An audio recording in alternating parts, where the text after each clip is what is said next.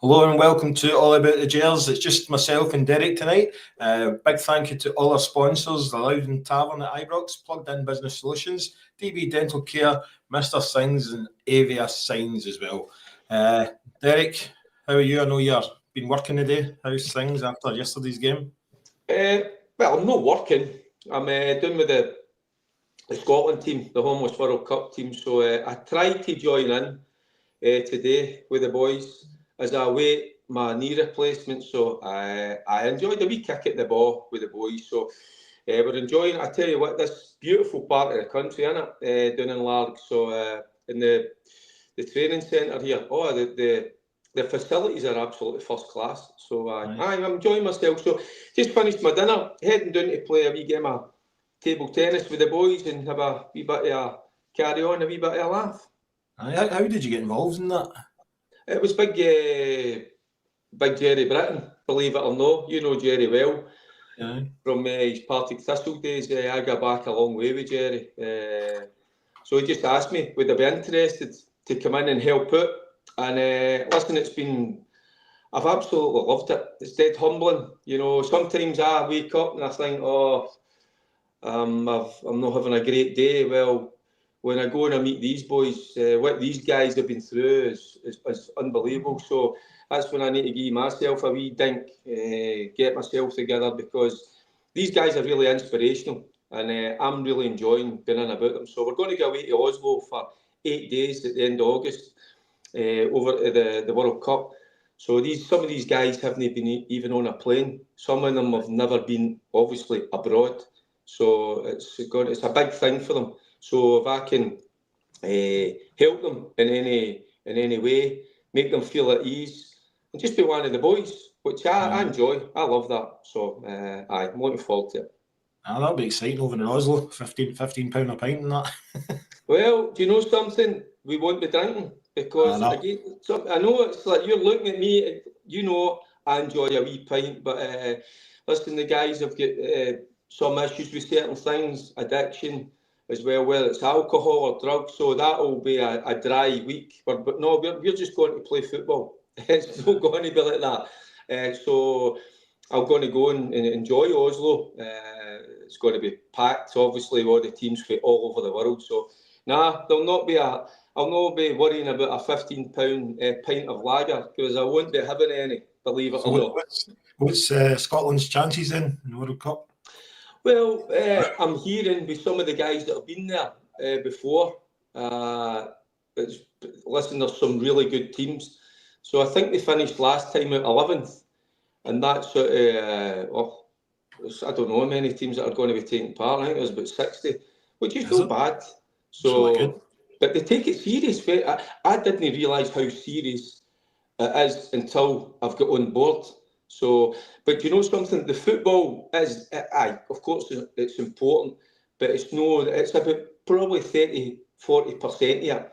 The other side of it is to give these guys a focal point, somewhere to come and meet 2-3 times a week, where they can kind of talk to people, because sometimes there's certain things in their life, you know, that can lead them astray.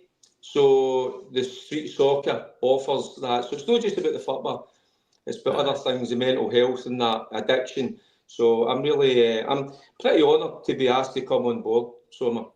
Sounds like some opportunity and some experience as well. But just before we go on to talk about the football as well, just need to apologise. The live show in the Loudon Tavern, the date is actually the 26th of September.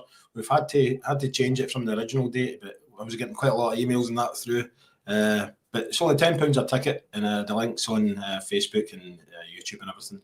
But you can also go to the website allaboutthegers.co.uk. Derek, there was no change for the team from Tuesday, so it was Butland, Aarons, Suter, De Giga, Jeffrey, Roswell, Diomande, Cameron, Ant-Man, Gassama, I can't say that, Gassama and Dessers. I think Charlie said 6-0. I think you were 4-0 when I was 3-1. And I did say I thought they would score first, but I just wasn't expecting that performance. You say no change in the personnel, but what a change in the level of performance. I actually missed the first 10 minutes. To be honest with you, I was getting in for my game. I was working at a Partick game, but when I sat down and watched what unfolded, couldn't believe my eyes, to be honest with you. It's something that we've struggled over the course of the last number of years against teams that sit in, that are very well organised. We could not find a way to break them down. There's certain things that we should be able to do better in terms of the intensity that we start a game with. As I say, I only missed the first 10 minutes, but when I was watching it, I didn't see that intensity. I didn't see us move the ball with enough pace. We didn't get the ball into wide areas quickly enough, because if you look at Gassama, and you look at Ant-Man, they are players that can make such a difference. But it takes an eternity to get the ball to these guys. So I know Russell Martin wants to play this certain style, but I just think sometimes just make it simple. Just get the ball into the wider areas. Let these guys get 1v1s, even if you can create overloads and get balls into the box. We didn't do it. We didn't create enough chances, certainly in that first half as well. So just so disappointing coming off that performance in Europe. But we're used to a high level of performance in Europe. But when we come to the domestic stuff where we need to break down this low block of teams that sit in, we're still unable to find a way. So it's really frustrating, isn't it? Aye. Do you know what? I was in the Legend Tavern at Ibrox yesterday, and I was recording the fans' view, and I actually met two boys from Bristol. They were Bristol City supporters, and they played against some of Russell Martin's teams in the past. And they actually said, "Listen, you're in for a very boring season." Said it's just pass, sideways. You know, he says he loves having possession, but we just can't break the team down. And like you said, in Europe, it's fine in Europe because teams are actually coming to try and beat us, and they're playing football, and it's a lot more open. What do we need to do to break down like your likes of St Mirren's and Dundee's and things like that? Well, just what I kind of try to touch on, get the ball into wider areas a little bit quicker. You don't need to take 10, 11, 12, 13 passes to get it to the final third. What it takes is 2 or 3 passes, and you can get there. I mean, I think and we've kind of spoke about it in the past, I think, you know, the manager, the coaches, there's a kind of certain style, a way of playing, right? So you buy into that. But ultimately, when you're out there yourself as a player, you've got a decision to make. You know, if I'm playing and I've got guys of the calibre, a Gassama, an Ant-Man, and big Dessers, you know, to give him a few opportunities, I want to get the ball to them as quickly as possible. So I don't want to keep probing. I just want to if I see it and it's on, I'll get it to them as quick as possible. See, back in the day when I played, and this is what we'll talk about, me and Charlie, because we talk through experience. My job was to get to David Cooper, get to Mark Walters, because I knew if they get 1v1, they would create a chance for our striker or our midfielders that were hitting the box. It's no rocket science. Just simplify it, and I just think we're just trying to kind of the players look a wee bit confused at times. They just look as if they want to try certain passes that I don't think is maybe even natural to them. So just simplify it. But he's got a way of playing, so we just need to kind of hopefully he's going to turn the corner with it. But it's so frustrating, to be honest with you. I think it was maybe yourself or Charlie said last year when it was Clement that it was obviously a lot of the time was not even spent on the field at training. It was actually in the office talking about tactics and things like that. And I think you said sometimes you can just fill a player's head with too much of that, you know. And I think if you're looking at it for the new, I just don't think the players are getting to play the way they want to play football. Kind of things. They're looking a bit kind of restricted and scared to move and things like that, you know. They look as if they're getting bogged down. in terms of the way they're asked to play. As I say, just far too many passes. But if you're going to make these passes, they've got to be quicker. You've got to do it with a bit of intensity. You've got to get guys that are having more movement off the ball. And we've not got that in our game. So, listen, it's what you do as a player up to a point, I think, is you try and please the manager because you want to be in the starting 11. But there's times when it's up to you as an individual. If you see things out in the park that can be done better, you can have a word with the other players. But you can do that yourself. You can make the difference. If I was on that park at times and I look in the middle of the park, I just think it's simple. Get the ball to the wide guys, ask them to take on their men, get deliveries into the box, get midfielders hitting the box, try and create chances. Certainly at Ibrox, you know, it should be wave after wave of attack, and it's just all deliberate. It's all kind of something that they've run through in training, and it's no good watch. Nah, it's honestly it was boring yesterday, and Well, quite a lot. there you go. The fans are asked to pay good money, travel long distances, and that's the last thing you want a fan to say. It's boring. You want to go to Ibrox. You want to get bums off of seats. You want them because we've guys like Gustama, we've got Ant-Man, guys with real flair about them. We've got to find a way that we make sure these guys are on the front foot right from the off. Aye, I know. Like you said there, like the loyal fans that have been paying season ticket money for years. I mean, yesterday when I was in the Loudon, I met a boy who travels over from Germany for majority of home games, and then there's another boy from Amsterdam. You know, and you're like the money that the fans are doing, and they deserve so much better. You know, but quite a few of them yesterday were talking about Rothwell as well, and they were saying they think they should maybe switch Rothwell with Raskin. You know, push Rothwell up a wee bit and put Raskin into that position. What do you think about that? I'm not so sure. Do you know, truth be told, and I think he did okay yesterday, Rothwell. At certain times, it's just my personal choice. I'd rather have Raskin in there playing in the Rothwell role that he's playing, but the manager's brought him to the club. So it looks as if he's going to play him. Same with Aarons as well. You know, again, he kind of struggled a wee bit. Again, you know, I'd have thought these guys that have came in, it's hard to settle in. It's hard to get up to maybe the pace of Scottish football, what it's all about, to create new relationships with the players in the dressing room. I thought it was a kind of ideal opportunity because what he did last week after the Motherwell game is he made a big statement in terms of come out, spoke his mind, and they made changes, and it was a terrific display against Pilsen. But then I thought he should have freshened it up again. So he got his point across, which was brilliant. So I'd have brought Raskin back into the side and the captain. I'd have brought Tav. Because, and I've said it, I think, in the last show, and I'll keep repeating myself, at the moment, for me, Tavernier's a better option than Aarons. And for me, at the moment, and it's just, again, all good with personal choices, I would rather see Raskin playing in that deeper role. He can do it. There's a lot to like about Raskin. Aye, I know. There's Lauren Campbell saying, Derek, how do Celtic routinely manage to deal with a low block, but we can't? Because the way they move the ball, there's a wee bit more. I'm going to say this. You've kind of touched on it. When you get asked to play, there's a wee structure to how you're going to play the game. But then ultimately, what we've just been talking about, it's about decision making in the final third. That's what Celtic are maybe allowed a little more freedom, and you can see that in the Celtic. Listen, I didn't see the Celtic game today, so I can't comment on it. I know that they've won 2-0.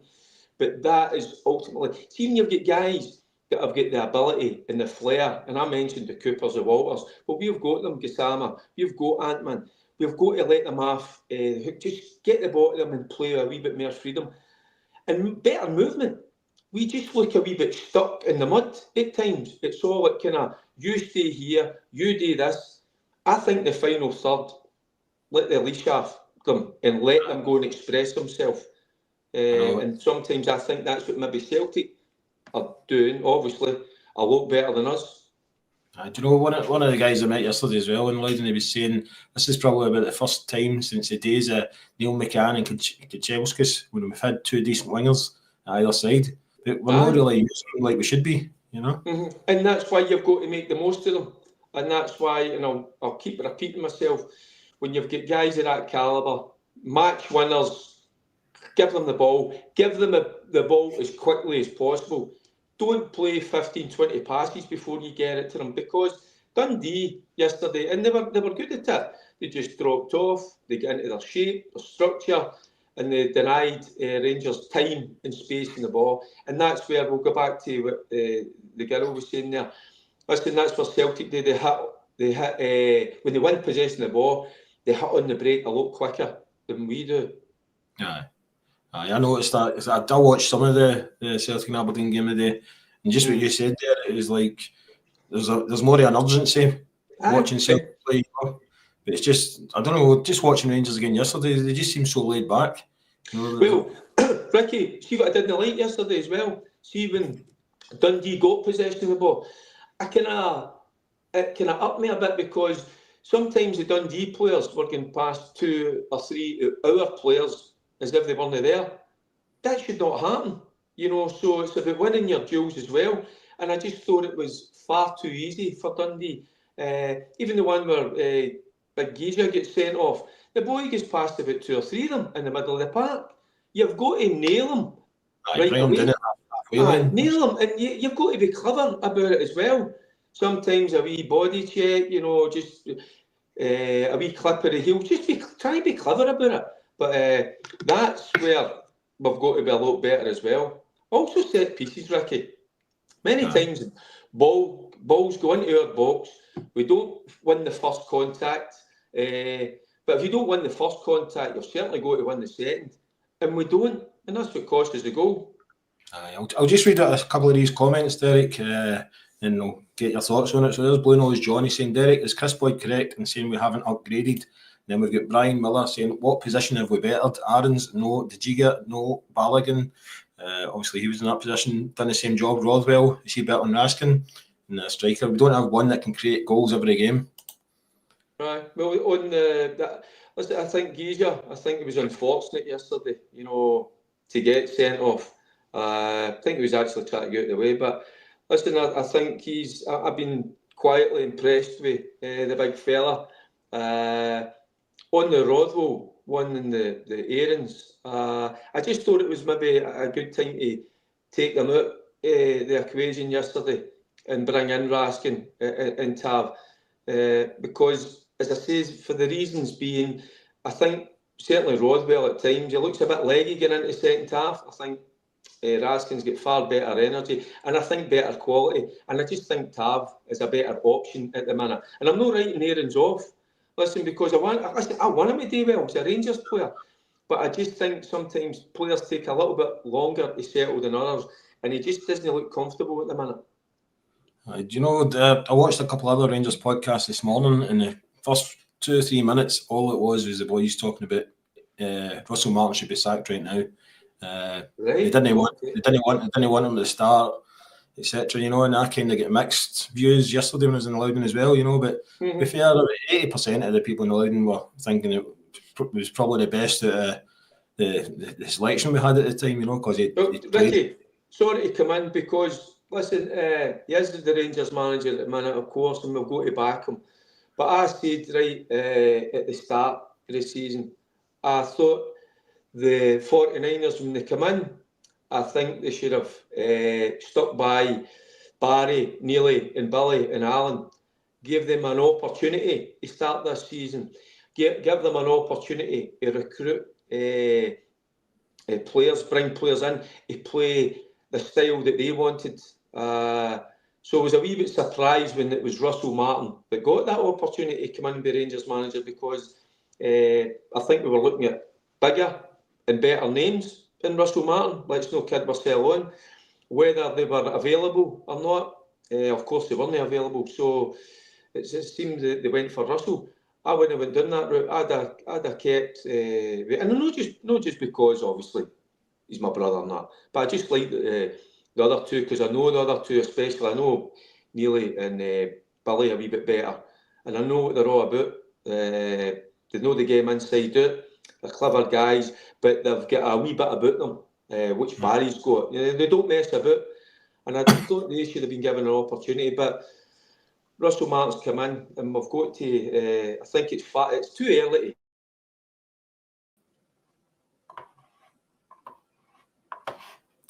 Looks like we've lost Derek now, so we'll try and get him back on in a wee minute. I'll just read some of the comments out. Alexander Marshall, see when Martin said at least we didn't get beat, does he know that a draw is like a defeat?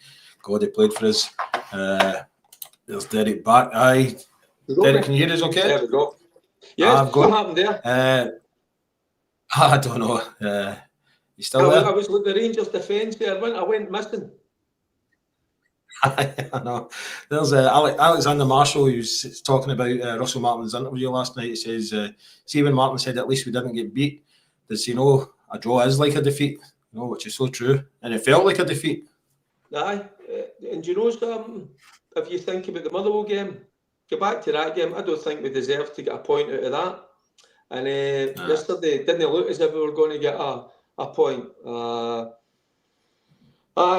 Listen, it's just the frustration, it's clear to see. There's a lot of, it's not just the frustration, there's a lot of anger out there as well. But and he says it's going to take time. But when you're trying to change things around, you've got to make sure one thing, if you're at Rangers Football Club, that as you're trying to change it, incorporate your style of football, you've got to win games of football. And we're not winning games of football domestically. 2 draws against Motherwell and Dundee, when I thought what a great opportunity that was for us to get off to a flying start before we meet St Mirren, before the Old Firm game. And already we're trailing, we're lagging behind. So that's going to seep away at the players' confidence. It's clear to see. So it's hard to see longer term, or else the 49ers going to be patient. Well, they might be patient, but I tell you who isn't going to be patient, and it'll be the fans. You know, there's Hamish Browning. He says, love you, Derek. What a fighter you were. But no, it's not too early. Soon it'll be too late. You know, and there's loads of comments like that coming through. And my worry is the Old Firm game is a bit too early for us, I think. And if he loses that, and if he loses it badly, I honestly think we will be knocking on Barry's door again. You know, do you think Barry would take the role back on if given the... I've not got a clue. I've not got a Scooby whatsoever. I tell you what, obviously, knowing him, I tell you what, he'd have been hurt, been given the opportunity. He'd be really disappointed about that. I mean, I don't see Barry that often. He's got a lot of other things going on in his life.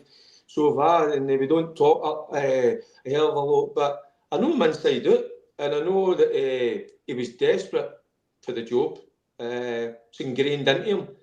That's how I'm disappointed for him, because, and that's I'm not just because my brother. I'm just thinking football wise, I thought that was the best option for us to go and stay with them and let them see how they cope. It's all hindsight, isn't it? You know, we could see Barry and Neely and Billy come in and Alan, you know, we'd have got off to a better start, but it's frustrating. And it was so underwhelming with Russell Martin, so he had to start the season well. He's not started the season well. We played well once, and that was against Pilsen. No. You look at the Panathinaikos games, we got the results, but on another day, we could have been on the end of a sore one. So you look at that, and then you look at the Motherwell game. We get battered half of Motherwell in the second half. And then yesterday at home against the low block, same old. We couldn't find a way to break them down. And Russell Martin's style is not going to help.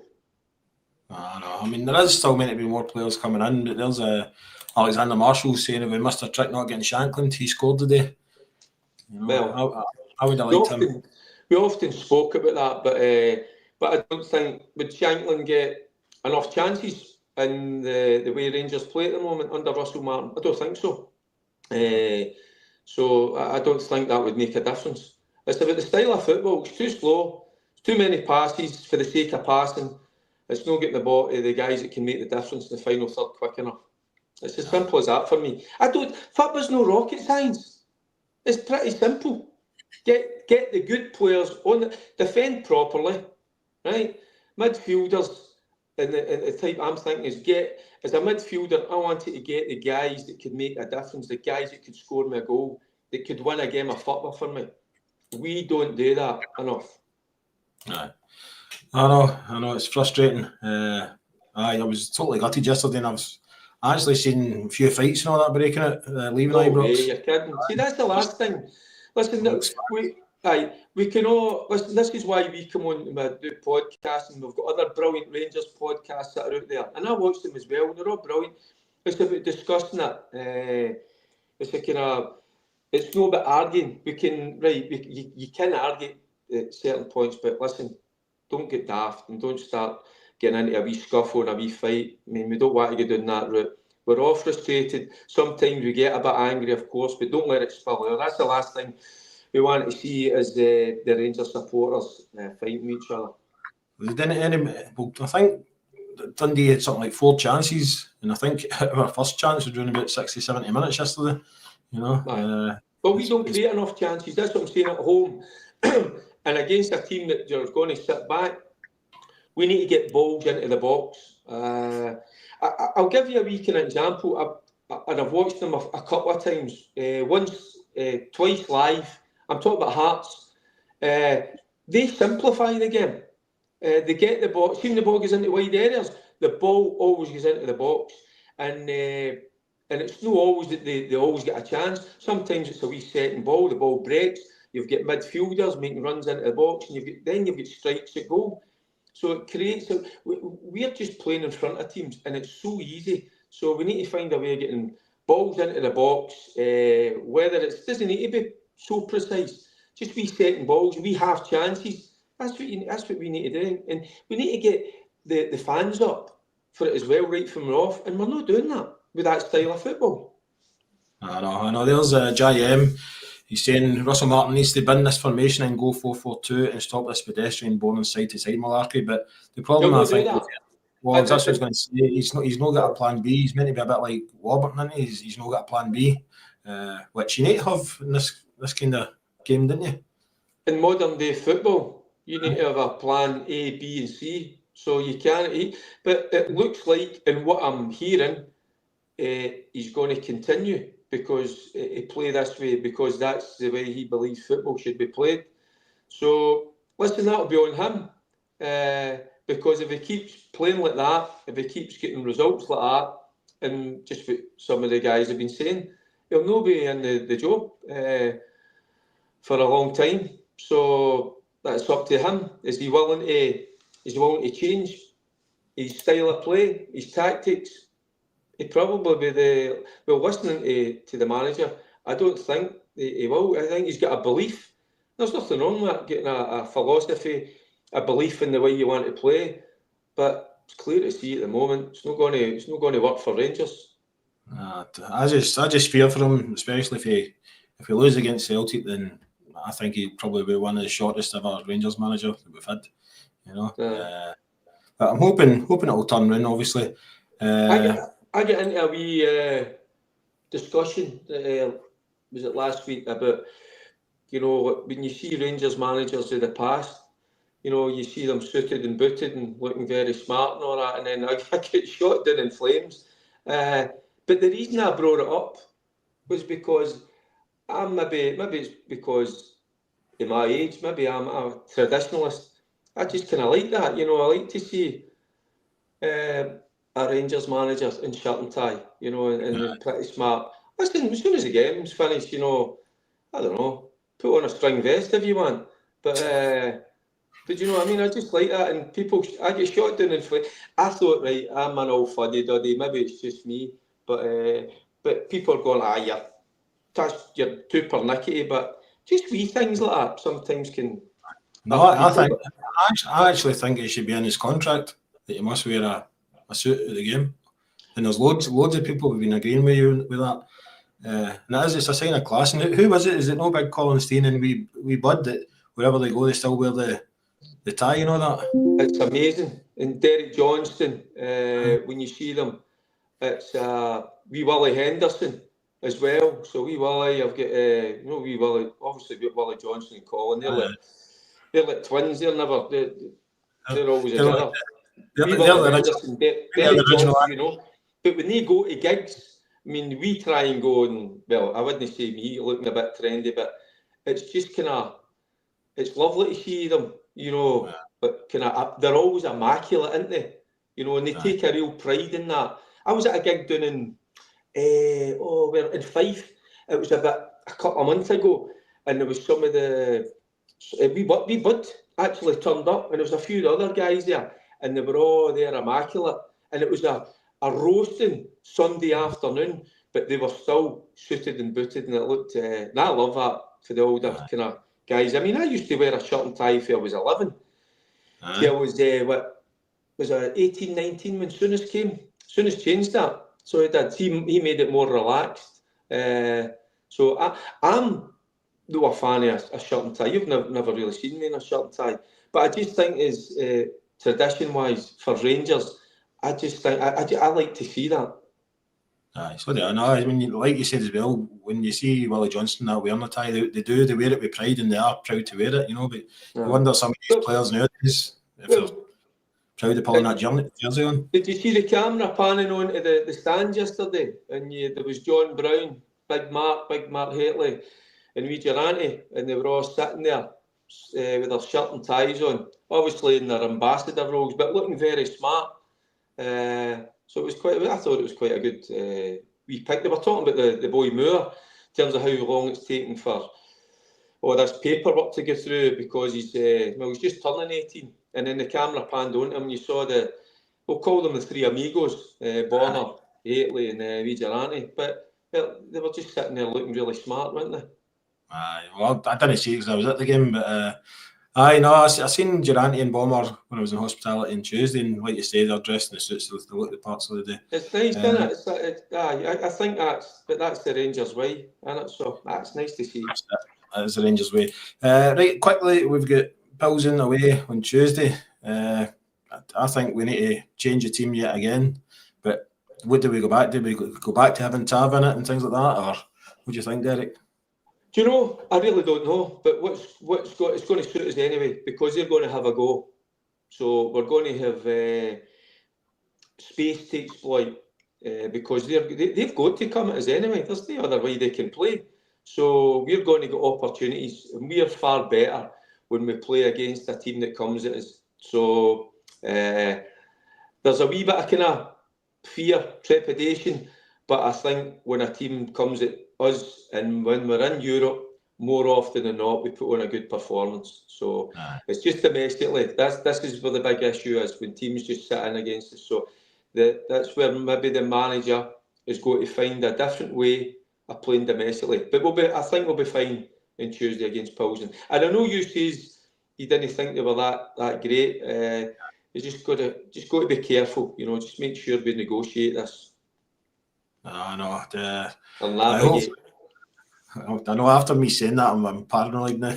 So, like you said, we always seem to play better in Europe. It's just because the teams are coming out and want to win, and they need to win, so they'll be going for it as well. The heat might be a factor as well. I think it's going to be absolutely El Scorpio earlier as well.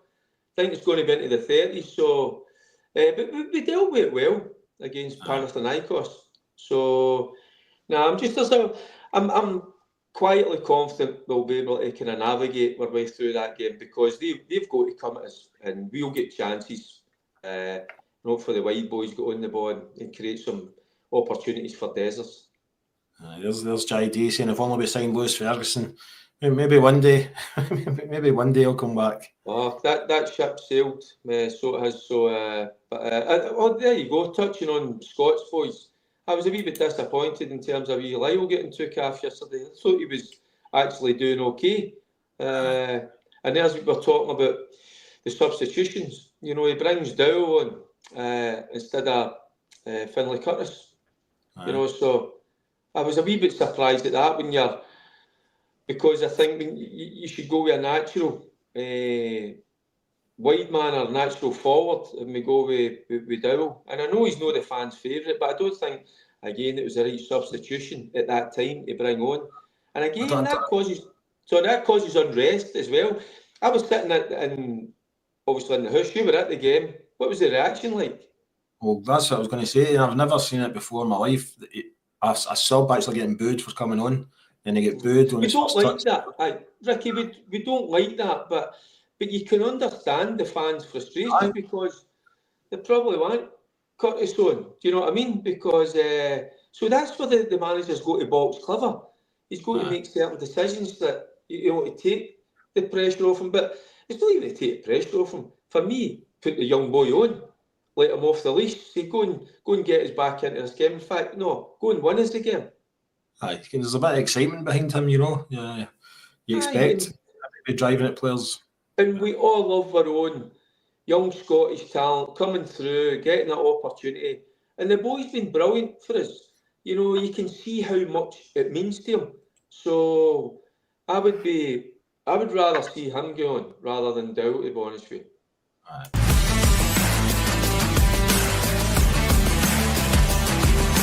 Score predictions brought to you by Avia Signs. Right, score prediction. I'll let you go first, Derek, because I'm useless. I'm going to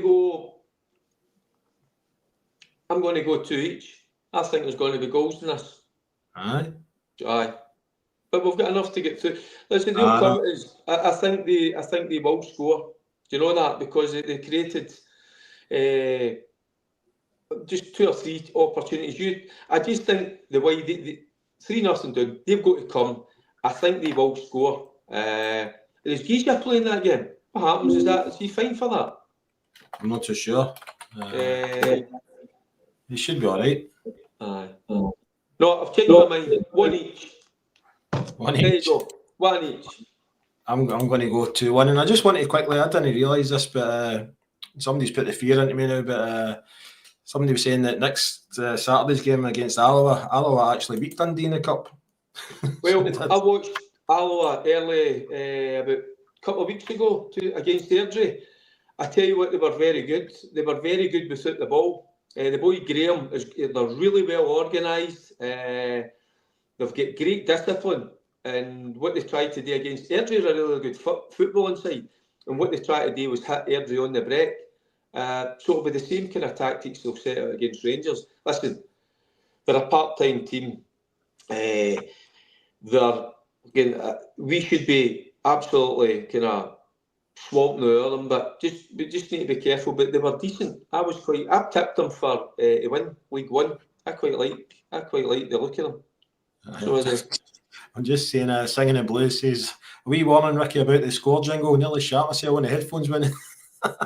So apologies about that. Right, Derek, I know you are busy because you've got your eyes for your training. So but it was great to get you on the day. Obviously, Charlie's had a busy day at his football camp, and Marvin's went AWOL. We can't find him. So, but we always did say we're going to try and get the podcast on the day after the game so we can keep it current and relevant.